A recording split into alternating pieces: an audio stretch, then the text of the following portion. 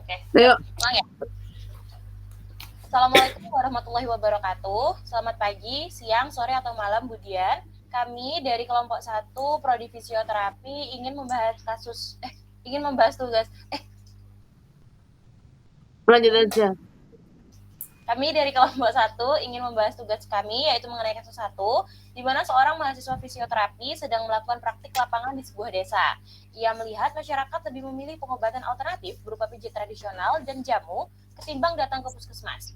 Banyak warga yang menganggap bahwa sakit adalah hukuman atau ujian, sehingga tidak perlu pengobatan medis. Namun, sebelum kami lebih lanjut membahas materi kami, atau lebih dalam memperinci alasan-alasan kami, izinkan kami memperkenalkan diri kami masing-masing. Dimulai dari saya Regita Cahyadi Putri Raharja dengan NIM 037. Dan saya Safwatina Fedarin Husna dengan NIM 029. Saya Naya Renata Putri Anjani dengan NIM 035.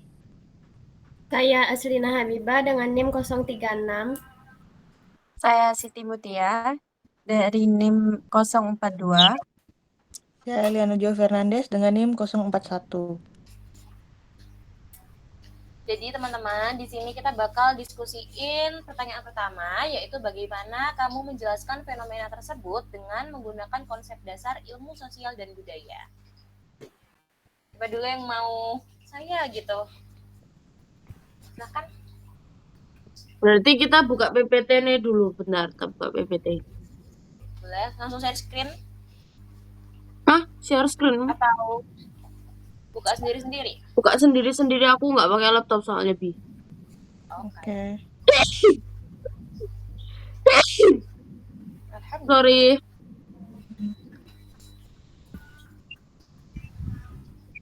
Bi, where is the materi, Bi? Oh ini, jadi udah ketemu.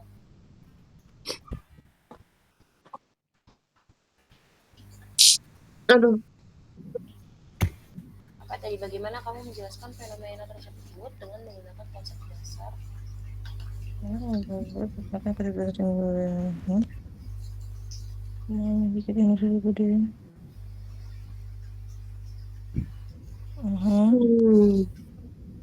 Kalau aku mau jawab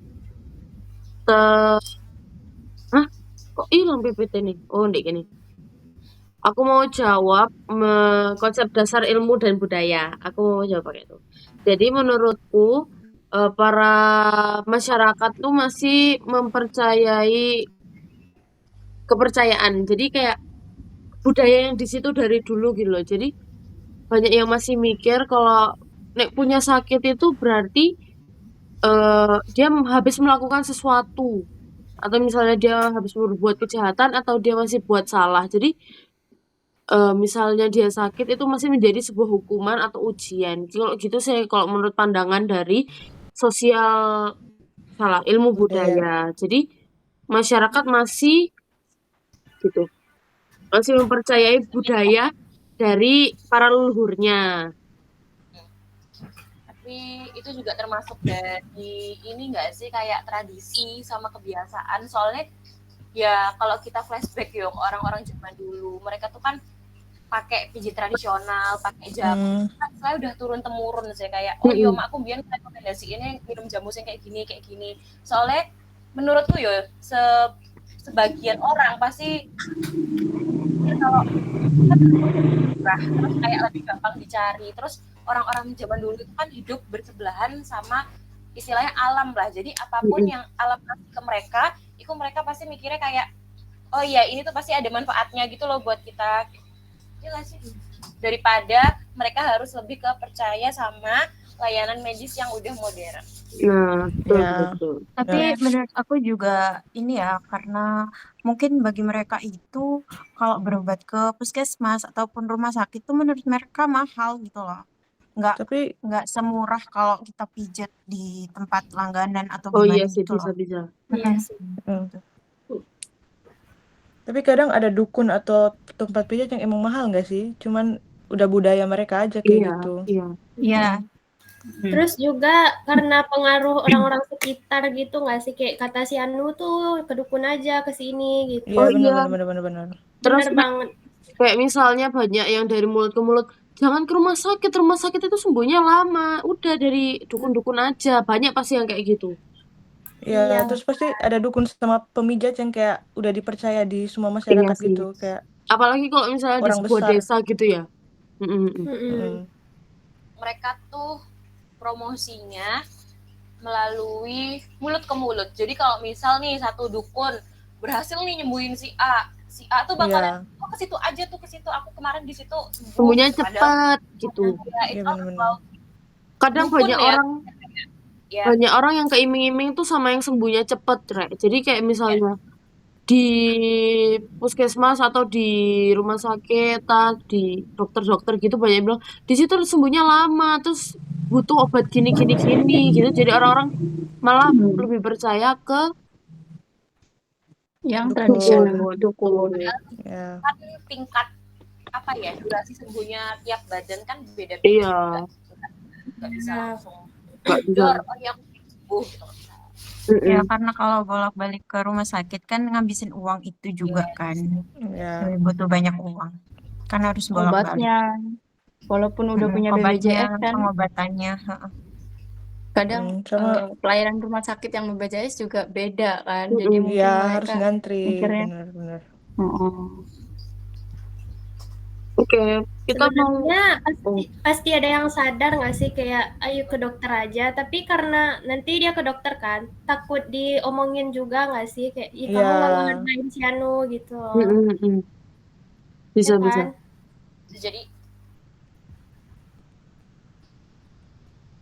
Udah. terus menurut teman-teman kalau sebagai fisioterapis nih, kalau misalnya Sun ya, maksudnya kayak udah Sun kita ada di posisi itu, kita jadi fisioterapis, dari teman-teman maksudnya kayak aku harus ngapain ya biar warga ini ngeh nih kalau ada aku di sini, ada layanan kesehatan yang istilahnya lebih menjanjikan lah. Menurut teman-teman gimana? Mungkin berkaitan sama SDGs, boleh dijelaskan teman-teman dari siapa dulu? Ada yang mau duluan? SDGs itu yang 17 itu ya? Yes. Yes. ya Sip. Apa aku dulu kali ya? Iya. Boleh. Menurutku kalau misalnya dari masalah yang tadi udah kita bahas sebagai fisioterapis yang berkaitan sama SDGs, aku bakal ngambil poin yang ketiga yaitu good health and well-being atau kehidupan sehat dan sejahtera. Di sini tujuan dari SDGs ketiga itu kan memastikan kehidupan yang sehat dan mendukung kesejahteraan bagi semua orang di segala usia.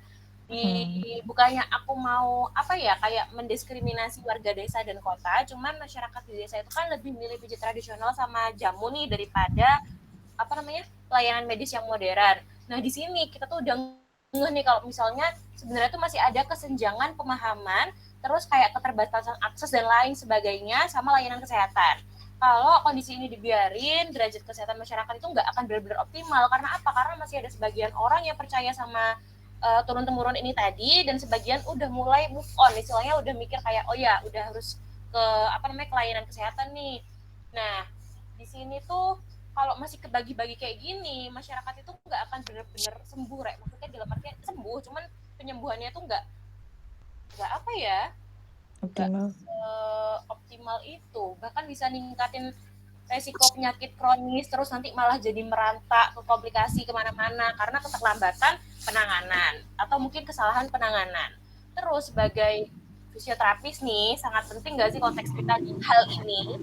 Kita tuh sebagai fisioterapis hadir bukan cuma sebagai tenaga kesehatan, bukan hanya sebagai tenaga rehabilitasi, tapi juga sebagai agen promotif sama preventif kesehatan. Misalnya nih kita sebagai fisioterapis, kita beriin latihan sederhana nih ke mereka untuk cegah cari otot, terus kita ngasih edukasi postur kerja yang benar bagi petani. Kan ini konteksnya di desa ya, kan biasanya warga desa lebih banyak pendapatan sebagai petani.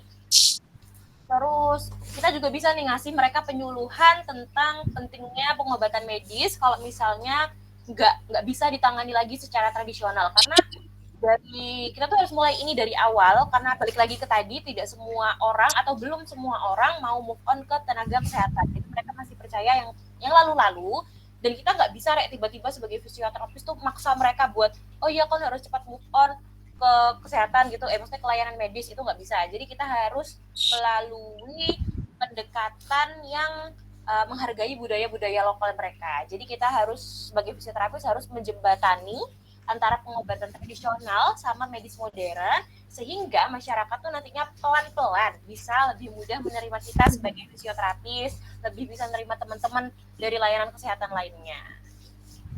Jadi di sini intinya kontribusi fisioterapis yang bersangkut paut sama SDGs yang ketiga yaitu meningkatkan derajat kesehatan, memperpanjang usia harapan hidup, dan mewujudkan kesejahteraan masyarakat secara berkelanjutan dengan cara-cara pendekatan yang lebih bisa diterima sama orang-orang tersebut.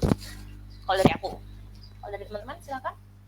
Aku mau kasih opini dari yang nomor 4 yaitu quality education. Nah, kalau seperti kata Regita tadi, kita tuh harus misalnya memahami kultural di tempat itu. Jadi kayak kita nggak boleh semena-mena langsung menjudge orang-orang yang lebih memilih jamu atau lebih memilih ke dukun, tapi kita tuh harus pelan-pelan ngasih apa ya namanya? Sorry, lagi pilek. Kita harus pelan-pelan kasih pengertian kalau nggak semua penyakit itu bisa sembuh dengan jamu atau dengan ke dukun. Jadi menurutku kita juga harus kasih tahu apa aja sih alat-alat yang bisa membantu buat kesehatan mereka gitu loh. Jadi mereka bisa menerima pelan-pelan istilahnya kayak gitu. Itu kalau dari aku. Oke. Siapa lagi? Ada lagi guys. Kalau aku Iya. pilih SDGs yang 11, kota dan pemukiman yang berkelanjutan. Nah, ini kayak hampir sama-sama kayak semua teman yang udah omong tadi. Tetap edukasi, tapi jangan hanya ke orang tua, tapi ke anak mudanya juga, generasi-generasi yang masih kecil, supaya hal ini yang kayak kepercayaan terhadap dukun, pijat-pijatan itu bisa habis, udah bisa tidak berkelanjutan lagi. Jangan hanya ke orang tua aja. Kadang orang tua itu kan bebal kan. Kalau anak kecil kayak anak-anak muda gampang diedukasi itu. Itu aja sih. Ngap aku. Next. Siapa lanjut? Aku dulu kali ya. Boleh. Ya, jadi aku mengambil poin SDGs yang ke-17 yaitu kemitraan untuk mencapai tujuan. Jadi menurutku benar apa tadi yang udah diomongin sama teman-teman, sama kalian semua, kalau fisioterapi itu sebagai kolaborator ya. Nah, di sini kolaboratornya menurutku untuk mencapai kemitraan untuk mencapai kemitraan yang mencapai tujuan itu fisioterapi harus bekerja sama dengan tokoh di desa tersebut yang dipandang, karena orang-orang desa ini kan masih memandang tokoh yang memuji-muji atau kalau ya kayak kita aja sebagai anak muda kalau ngelihat artis atau influencer lain itu kan jadi keikut-ikut ya. Nah, jadi menurutku dalam hal lingkup terkecil dulu bekerja sama dengan RT ataupun RW, kemudian nanti kepala desa atau kecamatan gitu-gitu untuk mengedukasi orang-orang yang sakit ini yang masih memilih untuk ke dukun atau hal-hal tradisional lainnya ke fisioterapi, tapi bukan melarang untuk pijat, bukan, tapi untuk melengkapi sebagai pelengkap. Jadi fisioterapi ini sebagai pelengkap. Kita juga mengajarkan pijat yang benar bagaimana agar tidak salah, kemudian jamu-jamu juga bisa diminum, tetap diminum, cuman diedukasi lagi sebaiknya jamu mana yang benar untuk diminum gitu. Kemudian jika menyediakan layanan budaya ini layanan harus yang sensitif terhadap budaya. Misalnya kita nggak cuman ngajak berobat aja, tapi kita juga mendengarkan keluh kesah warga tersebut, masyarakat tersebut, kayak kita menjadi pendengar agar mereka tambah dekat kepada kita, agar mereka tidak salah kaprah pandangannya terhadap medis. Itu. Iya. Oke, selanjutnya mungkin aku ya.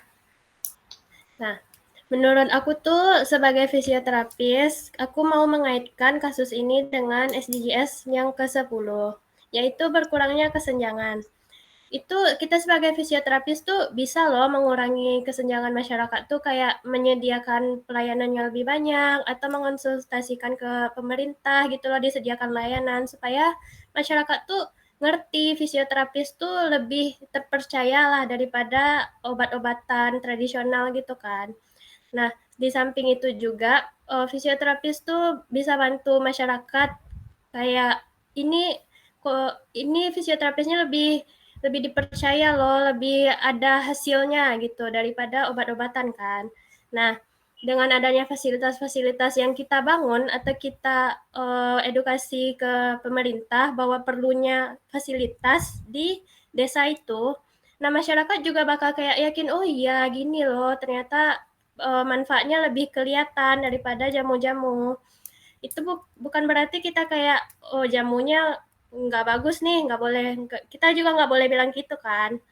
Nah, jadi menurut aku kita bisa gimana sih mengurangi kesenjangan itu dengan mengonsultasikannya juga ke masyarakat, ke pemerintah. Kita ngajak gitu dibangunnya fasilitas ini, fasilitas itu, supaya masyarakat ngerti.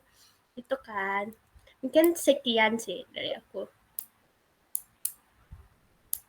Oke, jadi aku lanjut ya dengan ngaitin ini sama SDGs yang ke-16, itu perdamaian, keadilan, dan juga kelembagaan yang tangguh.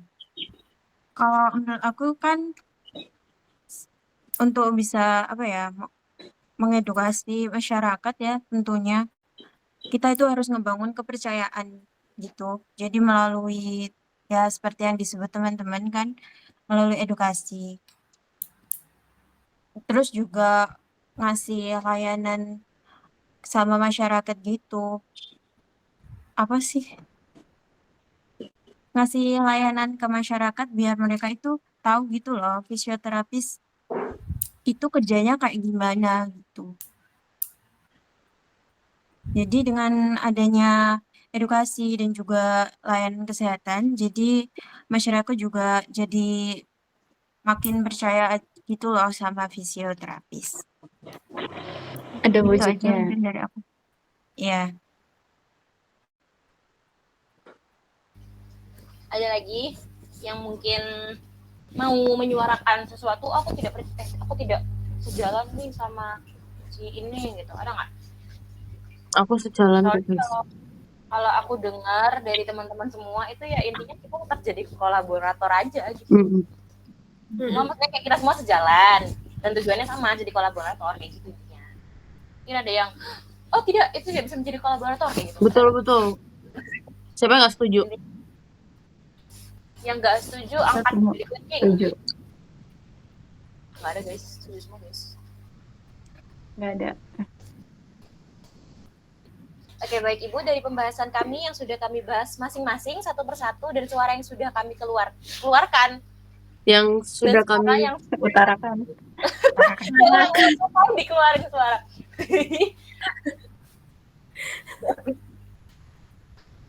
Oke.